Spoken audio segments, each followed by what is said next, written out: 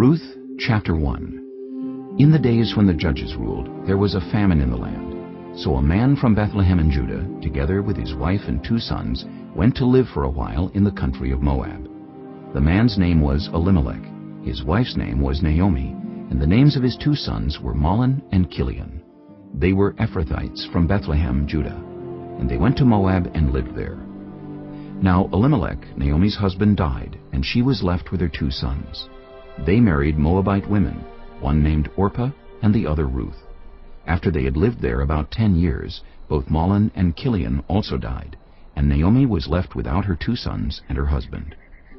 When Naomi heard in Moab that the Lord had come to the aid of his people by providing food for them, she and her daughters-in-law prepared to return home from there. With her 2 daughters-in-law she left the place where she had been living and set out on the road that would take them back to the land of Judah. Then Naomi said to her 2 daughters-in-law, "Go back, each of you, to your mother's home. May the Lord show you kindness, as you have shown kindness to your dead husbands and to me. May the Lord grant that each of you will find rest in the home of another husband."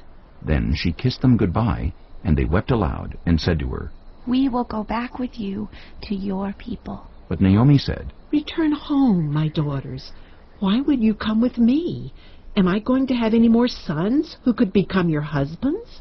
Return home, my daughters. I am too old to have another husband. Even if I thought there was still hope for me, even if I had a husband tonight and then gave birth to sons, would you wait until they grew up? Would you remain unmarried for them? No, my daughters, it is more bitter for me than for you, because the Lord's hand has turned against me." At this they wept aloud again. Then Orpah kissed her mother-in-law goodbye, but Ruth clung to her. "Look," said Naomi, "your sister-in-law is going back to her people and her gods. Go back with her." But Ruth replied, "Don't urge me to leave you or to turn back from you. Where you go, I will go, and where you stay, I will stay. Your people will be my people, and your God my God. Where you die, I will die, and there I will be buried. May the Lord deal with me, be it ever so severely, if even death separates you and me." When Naomi realized that Ruth was determined to go with her, she stopped urging her.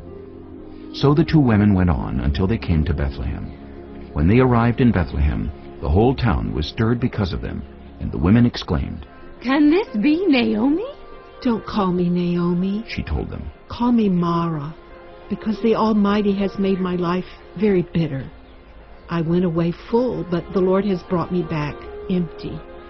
Why call me Naomi? The Lord has afflicted me. The Almighty has brought misfortune upon me." So Naomi returned from Moab, accompanied by Ruth the Moabite, her daughter-in-law, arriving in Bethlehem as the barley harvest was beginning.